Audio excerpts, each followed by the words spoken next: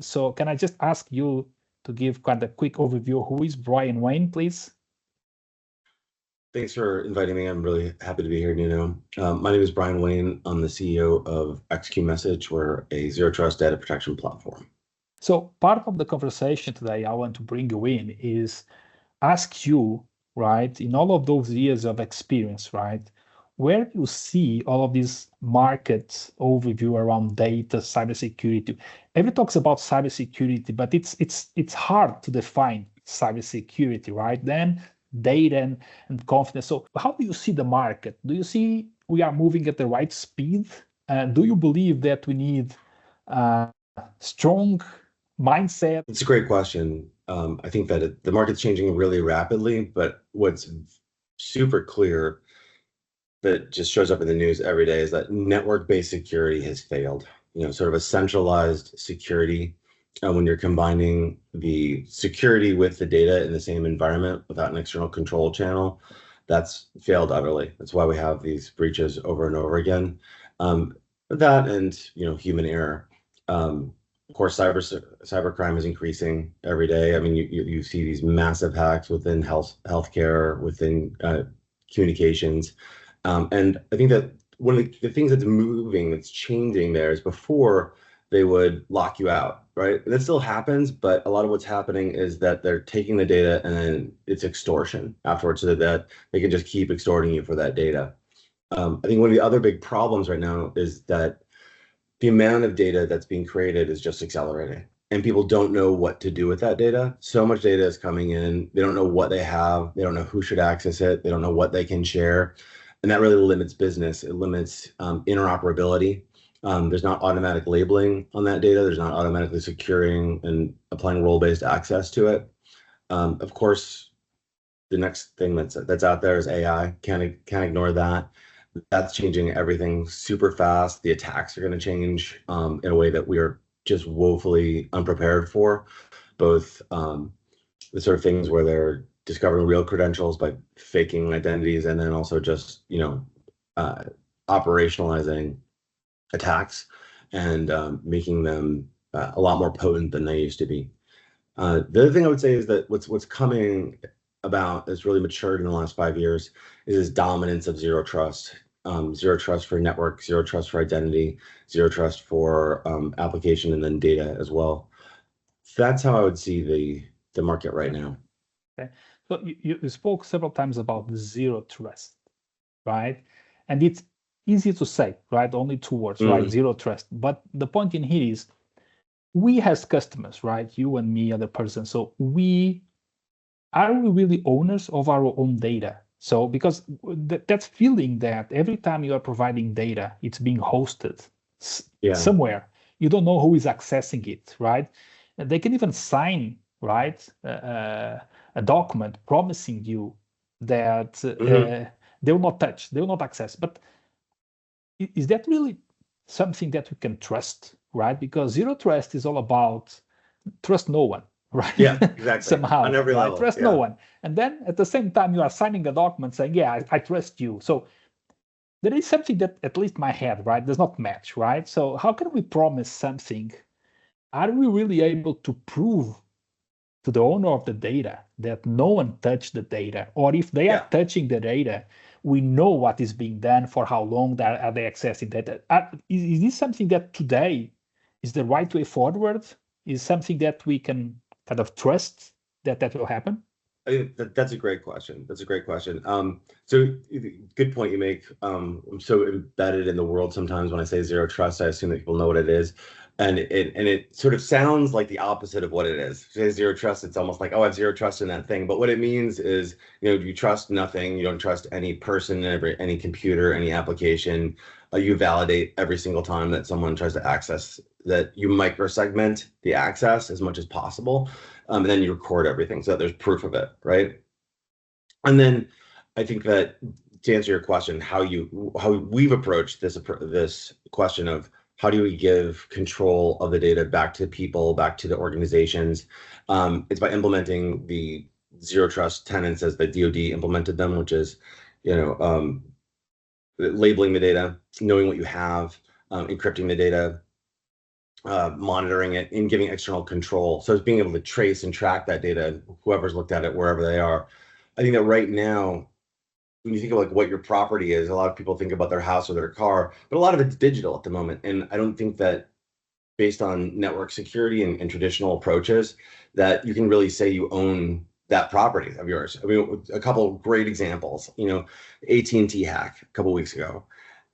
These guys have just been hanging on to consumer data for decades, right? They lost 250 million users worth of data. That's astounding. And it's every call that you've made, every text. And then it's not only that, but they can take that data and see everyone else that you've texted and see all the relationships. And that's really important when we think about government as well. And we think about business relationships. So you can see how, corporate espionage, it's really easy to figure out what's happening there. So that was massive. That's a gigantic leak. And then United Healthcare. United Health had a hack. 1/3 of the country's user data for healthcare is gone. So just like on the dark web. So the same sort of thing, they can reverse engineer everything about you. It's terrifying, right? So and there's no way for you to know what happened. I mean, when there are these hacks, right, and then they lose the data, the best that they can say is, oh, well, we'll provide you with identity monitoring for a year.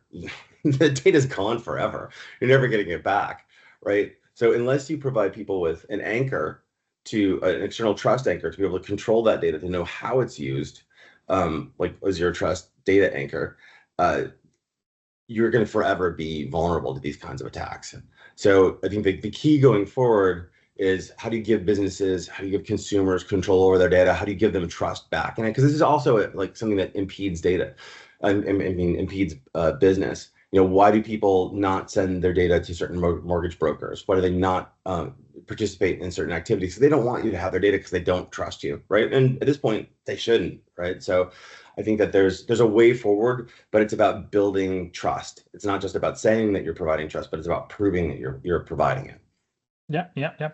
And that's part you already mentioned, right? So part of the market challenge is all about how can you say someone that you can trust, that entity, that person will keep your data secure, right? So there are two things in this question, right? So one is your data, right? So giving back the data to the owner of the data, right? To have the full control, right? But at the same time, trusting, right? Like you just mentioned, right? So where do you believe that technology can help in that, right? Because it's almost humanly impossible, right? To ensure that you have a set of green gnomes, right? Protecting data and all of that. So where do you see, right? Do you see AI getting an interesting job there? Do you see companies like XQ protecting and creating this layer of security? So where do you see technology helping on all of this? Because you have big companies, right? Big companies in the world that really owns technology, the biggest technology in the world, right? Clouds and all of that. So where do you see that happening? Yeah, I think that the way that we think about it is by the term sovereignty. Sovereignty being control over your data as an organization, as a person, as a government, and being able to control who sees the data, where the data is seen. So being able to control the geography of it, when, and then what type of data is you're allowing certain folks to see based on their role, right? So sovereignty is a larger concept that gives control back to organizations, even when it's shared or when it's taken or when it's out of their actual possession. I think that you need to automate this because, as you're saying, you can't have green gnomes everywhere. Figuring all this stuff out, or blue gnomes, whatever color gnome you want. It's not going to be available. So part of doing this is also not impeding the current workflows. I mean, a lot of the reason that people don't have two-factor authentication, that they don't have a lot of the basics in, is because they're just worried about, or they're annoyed with anything that changes their basic workflows. People hate change. So being able to do this in a completely seamless way, if you do it at the data level, that helps. And I think that also simplifying compliance, because compliance really solves a lot of these problems. To take an offline example, there's read some highlight that several hundred people had been killed over the last couple of years because the trenches that they were building collapsed on them. Well, if they'd followed just a simple guidelines from the government for safety, none of that would have happened, right? So just making it easy for folks to simplify and follow those guidelines takes care of a lot of the issues. And then I think that the other thing that's sitting out there's AI that is just going to become better and better at attacking and finding all the side ways to attack, but also quantum. It's coming. It's difficult to predict the real impact that that's going to have on global security. I mean, just this week we had a massive worldwide sort of failure of one of these Uber platforms for security, and it had millions of lives were affected because of it, right? So quantum has the potential to have that same sort of impact. So being able to be sort of forward thinking about in our network and our approach, our microsegmentation, about like how we are saying that once we get in, you don't get everything, right? Once you break into a network, into an application, and then also making sure that you're able to be crypto agile and use the most recent, the most algorithms to stop that attack, or to adjust to the current risk and what they're able to do.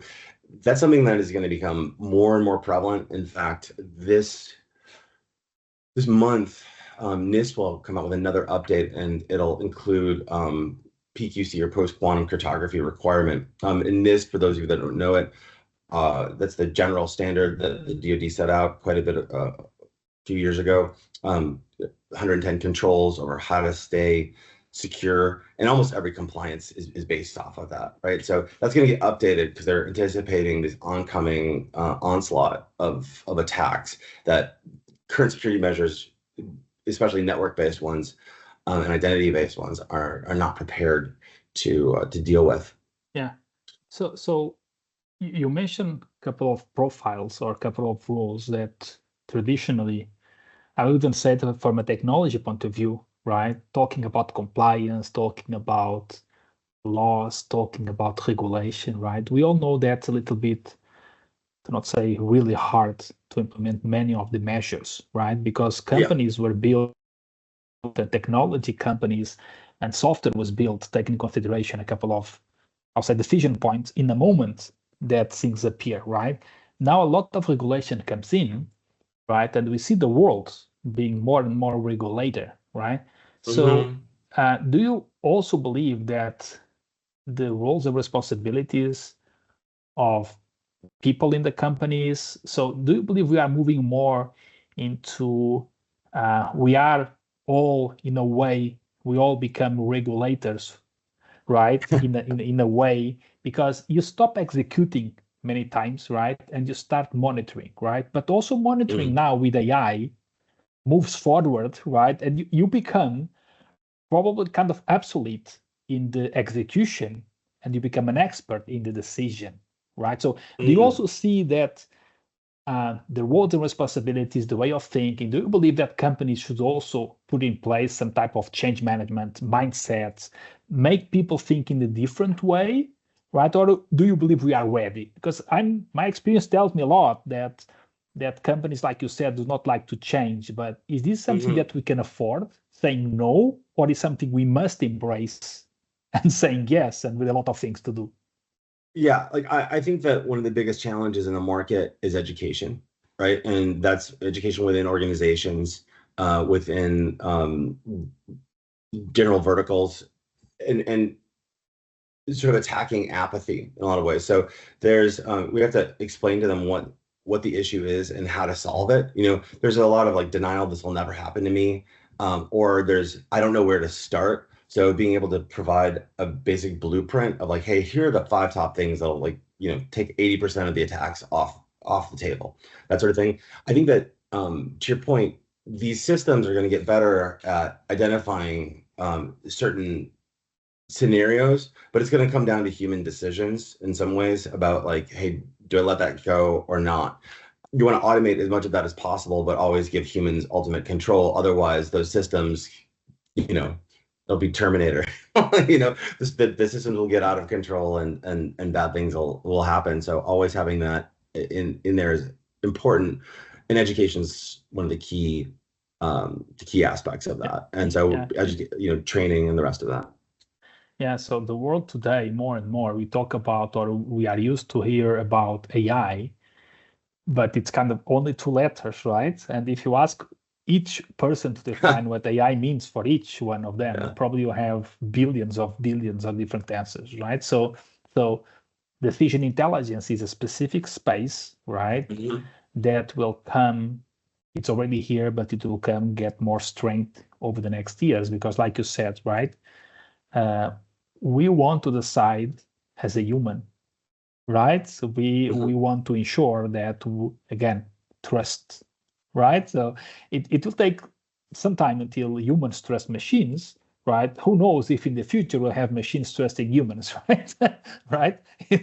Let's see. But so you mentioned before healthcare and all that. So can you elaborate a little bit, where do you see which the main sectors that you see as best candidates, or at least I'll say the first ones that will for sure need to start taking this seriously compared with others? Yeah. Well, I think that ransomware extortion affects everyone, right? That is just a gigantic problem, and that's only going to get bigger, right? It's going to be. I've heard people say that countries are going to shut down external traffic because they're so concerned about how that's going to accelerate. I'm not sure if that's going to happen, but as far as a future vision, you can see how it's such a major problem. I mean, something like 4,000 successful hacks in the last year against the United States government, for instance. That's gigantic. Think of how much money we've lost. There's something like $600 million that gets of IP that gets exfiltrated to China every year. And all that's ransomware. But there are specific verticals that have a lot of problems there. Certainly finance, right? Banks, mortgage, anything in that area. Fraud. Even just a couple years ago, I was talking with someone that was saying that the attacks in the bank went from 5,000 a day to 50,000 a day, which is just an astounding number. So being able to sort through as much of that automatically, and then being able to understand what data is important to let in and out, being able to categorize, being able to label that data, being able to control who has access to it, and being able to externally verify and control that data is really important. You are going to lose. You're going to lose the battle for network access, which means that you have to keep the control of that data external to those environments, or you'll lose in every industry. I mean, for pharma, IP is incredibly at risk, and all that PHI around their test data. That's a huge attack vector. Going back to finance, know your customer. We built something for the Royal Mint that allowed that allowed private individuals to track the data that they sent in, because you have to send in your entire life, all your taxes, all your bank accounts, all that stuff, and they just didn't want to have to trust that their data was going to sit in someone's email for years before it got hacked. So being able to prove where that data goes and being able to limit that data, even geographically, internationally, that's a huge problem. If I want to say all this banking data is never going to leave Switzerland, all this banking and user data is never going to leave Germany or America, being able to do that even when you lose control of the network is incredibly important. And I think that for organizations, large organizations like oil and gas and whatnot, data interoperability is going to become incredibly huge. So that's about enclaving at the data level, not physically, but at the data level, controlling who could read something, where it can be read, when, and then being able to share that data with the right people and keep control of it, will promote business and limit the risk vectors there. Manufacturing I believe is going to be the next huge segment to be attacked. You see cyber maturity model certification, which is CMMC for the US, needs to be implemented by all these companies by next year. It's really hard to do. But as the top tier, top 100 companies, top 1,000 companies get better at their security, going a step down in the sort of tier, those companies don't have nearly the resources. They're so much more vulnerable, and they have an incredible amount of impact on the economy, like just vulnerable vectors, everything from like their machines on the floor to like their cloud to their Microsoft. And defense is always going to be a big problem. And whether it's defense, it's state government, it's critical infrastructure, applying zero trust principles to that, like across the board, across those 5 pillars, which are, identity, network, is data, is insight and visibility. Having a complete blueprint there is really, really important. And of course, healthcare. I mean, healthcare, you look at how that's changed in 3 years since COVID started, and the attack vectors that have happened and the impact. I think healthcare, they lost a total of $2 billion on one ransomware attack, right? And a lot of people lost their data. B, they had to pay fines. C, they had to pay the ransomware folks, and then all the operational change that had to happen there. And healthcare still doesn't want to acknowledge that this is a problem. One of the key vectors that everyone has, though, is our cloud to edge issue, right? Cloud might have great security within its own enclave, but that data needs to be used at the edge, right? And it needs to go to the edge and come back to be processed.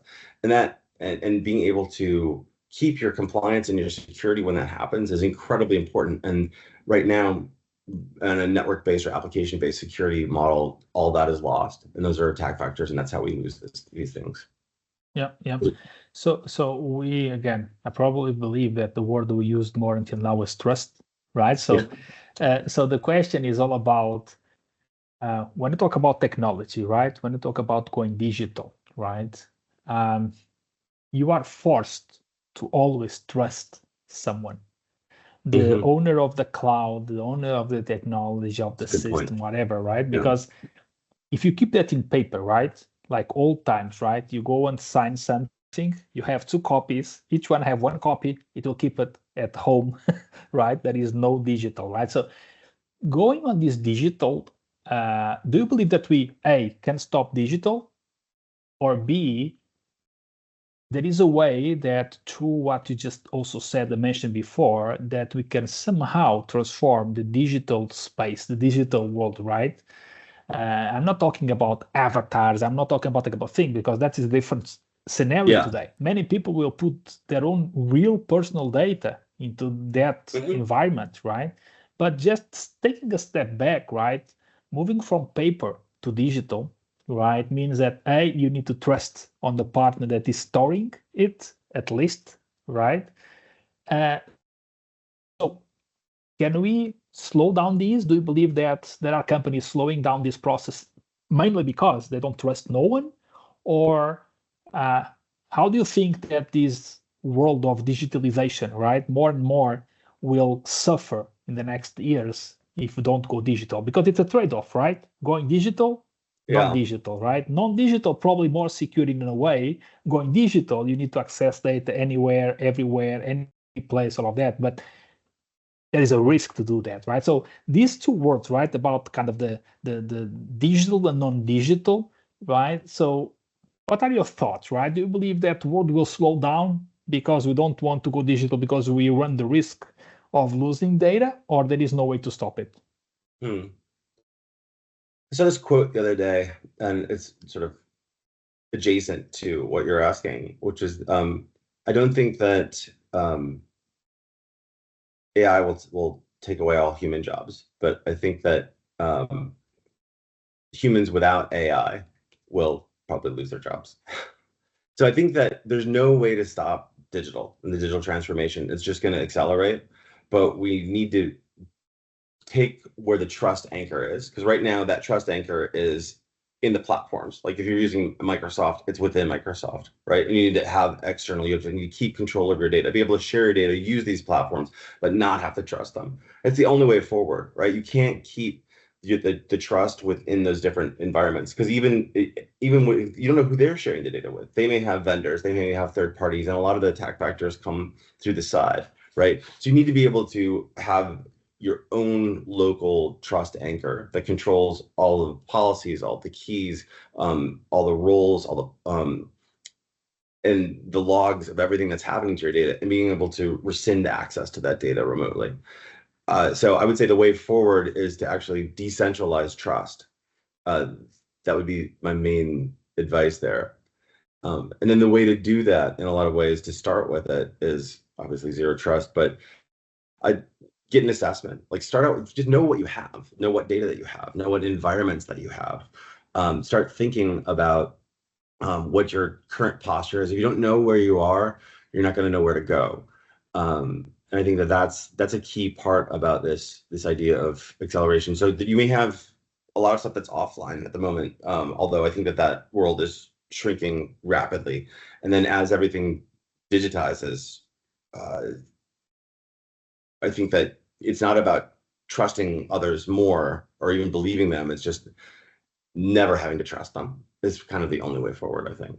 Brian, we can spend 2 weeks speaking about this, right? Several hours for sure. It's a very interesting topic, but I'll just try to kind of wrap up by asking you if you want to provide an advice, right? To segments, right? To customers, right? Customers in the world that, like myself, right? If I'm a customer, right? What do you say to customers about can they really trust? Is there technology? Is there something that they can be more confident on? And also for companies, right? Corporate entities, right? What you believe it should be the 2, 3 things, right, that they should start doing right now? You mentioned an assessment as an example. So start by how you advise, right? Yeah. Owners Yeah. of the data, final customers, all of that, and then how we also provide some type of advisory and some next steps for corporate entities. Yeah, I mean, I think that for many companies, it's very difficult to know where to start. And adopting an approach, a posture that's based on sort of an established framework is a great way to at least organize your approach, right? So I mentioned the NIST framework that's out there. It's 110 controls. It's the Department of Defense created it, but almost every compliance in the world is in some way based on it, right? Whether that's CMMC or GDPR or any of the HIPAA stuff or the finance, it all sort of comes back down to that. So it's a great way to just start and say, okay, well, I'm going to check these boxes. It also happens to be directly aligned with zero trust. So it helps you think about those domains. Think about the domains that you have right now. Do you have networks? Are people remote? Are they what applications are they using? What data is most critical to your business? So start with those 2 sort of ideas. Let's identify everything that's most important to my business. Like what would really stop my business from being able to function, and how do I reduce my risk there? And then let's figure out a framework that I can work with, that I can distribute my responsibilities to. Because I think that also, if you're starting out with that framework and you give one group, just your IT group, and say, like, okay, you guys have got to make sure that 110 of these are done, that's going to be a disaster and pretty slow. Like everyone in the company needs to be invested in being safe, right? Because it's all about the future of that company. Your data is your most important asset, right? So making sure that every division of your company is invested in the cybersecurity of your company, right? They're not trying to work around it to get something done. They're invested in it. And part of that will be taking some of those controls and saying, okay, well, you're responsible for this, and we're going to check in on you to make sure that you're doing this. And then we're going to educate everyone within your organization about the importance of cybersecurity, some of the best practices, and try to give them the tools. to do that in a way that is the least intrusive in their current workflows. And from there, you can work towards remediation, right? But in remediation, my thoughts are trying to think a little bit differently about it.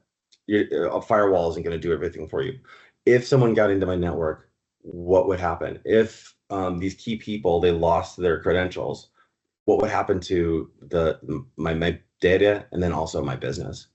And sort of start out with those thought exercises to really understand how security impacts your business in the bottom line and what will change for you. And then what can also give you an advantage within the market based on that. Because there may be certain industries like finance where you can close more deals because people trust you more or don't have to trust you at all, right?